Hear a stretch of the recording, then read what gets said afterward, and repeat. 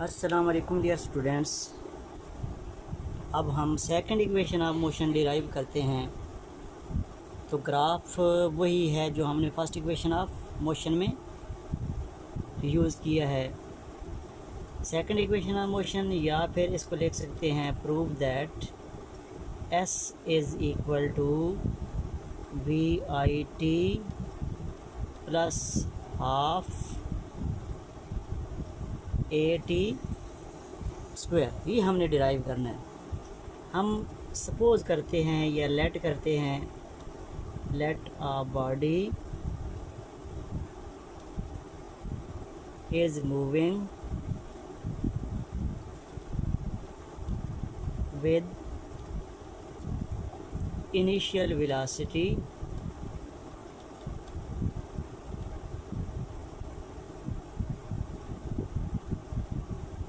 vi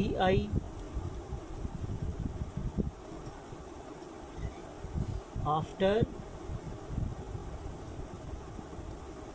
time t its velocity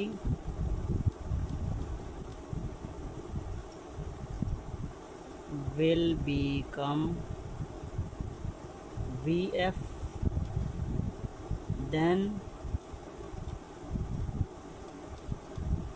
total distance covered will be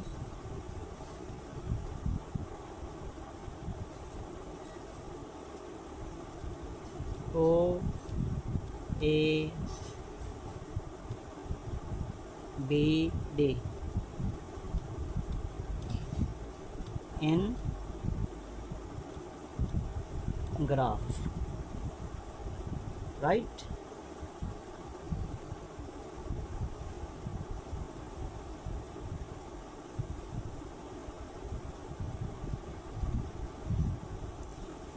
Will be equal to area of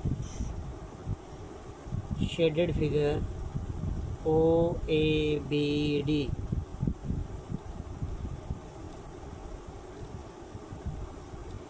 right. अब मुझे ये बताएं कि distance is denoted by S. So S is equal to total distance जो है ना वो है ओ ए बी और डी। ये जो पूरा एरिया है, शेडेड एरिया है जिसमें रेड और ग्रीन कलर मैंने किया है, ये टोटल एरिया अगर हम काउंट कर लें तो ये टोटल डिस्टेंस काउंट हो गया, राइट। अब यहाँ पे अगर आप देखें तो ओ ए सी डी रेक्टेंगल है, जबकि ए सी बी जो है या ए बी सी जो है ये क्या है, राइट एंगल ट्राइंगल है। इसका मतलब है टोटल डिस्टेंस में एक राइट एंगल ट्राइंगल आती है और दूसरी रेक्टेंगल आती है। इसका ये मतलब है कि total distance is equal to area of triangle rectangle O A C D plus area of triangle A B C. Clear. अब यहाँ पे आप देखें कि area of rectangle, area of rectangle किसके बराबर होता है, लेंथ मल्टीप्लाइड बाई विड्थ के बराबर होता है, plus area of right angle triangle बराबर होता है half base multiplied by height और अल्टीट्यूड या परपेंडिकुलर जिसको कहते हैं। अब s बराबर हो जाएगा लेंथ। यहाँ पे अगर आप देखें रेक्टेंगल की लेंथ कितनी है, रेक्टेंगल की लेंथ है हमारे पास OD, तो लेंथ की जगह पे हम लिखते हैं OD मल्टीप्लाइड बाई विड्थ कितनी है OA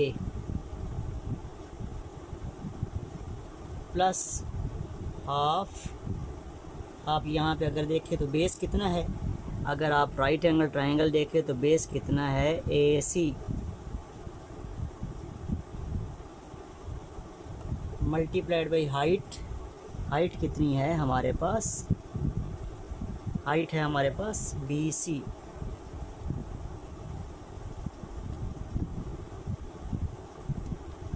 अब यहाँ पे आप वैल्यू पुट करें, OD is along time axis, OD is along time axis, so its value is T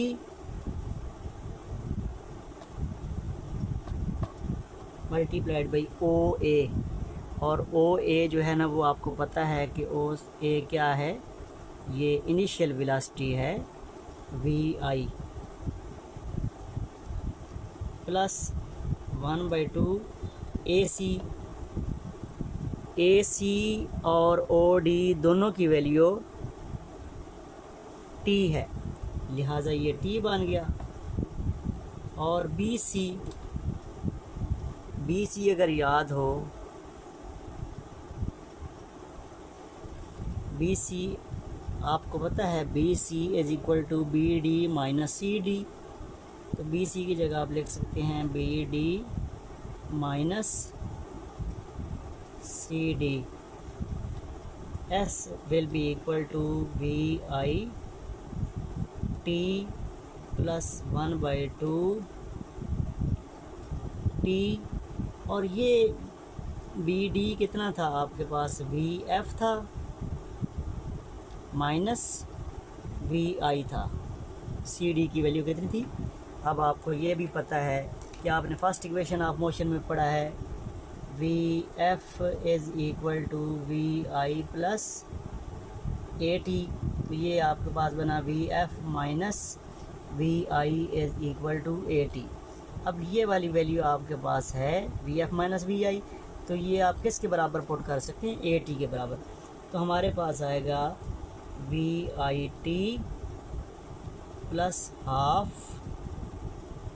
T, और इसकी जगह हमने क्या रखा AT। इस तरीके से हमारे पास इक्वेशन बन गई VF is equal to VIT plus half AT, और T पावर्स ऐड हो जाएंगी तो ये बन जाएगा T स्क्वायर। तो ये हमारे पास सेकंड इक्वेशन ऑफ मोशन है।